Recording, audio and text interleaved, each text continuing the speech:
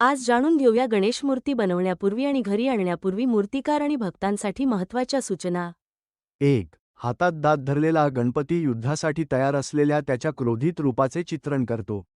घरात स्थापनेसाठी योग्य नाही. 2. घरचा गणपती उभा असलेला बनवू नये, श्रीमंत सिंहासनावर असला पाहिजे, कारण तुम्ही त्याच्या समोर पाहुण्यांनाही बसायला सांगता. 3. उंदीर हे गणेशाचे वाहन आहे, जे सर्वत्र देवासोबत असत, म्हणून त्याची मूर्ती आणायला विसरू नका.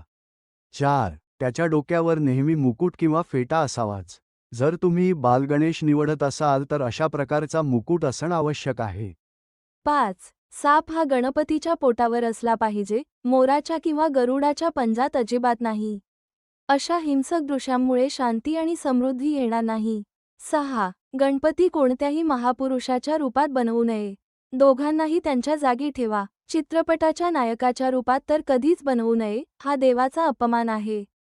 मर्यादा लांघू नये. गणपती हा देव आहे, तो तुमच्या फॅन्सी ड्रेसिंग कौशल्याचे प्रदर्शन करण्याचे माध्यम नाही. 7.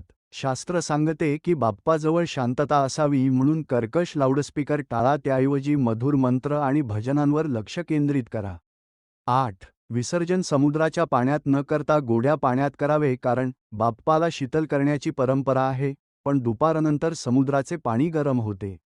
9. पर्यावरणाला हानी पोहोचवणाऱ्या प्लास्टिक डायमंड चिकटवण्यावर बहिष्कार घाला. बाप्पाला ते आवडणार नाही, तो आपल्या परंपरेचा भाग नाही. 10. कृपया हा व्हिडिओ लाईक करा आणि तुमच्या सर्व कुटुंबियांना आणि मित्रांना शेअर करा. गणपती बाप्पा मोरया.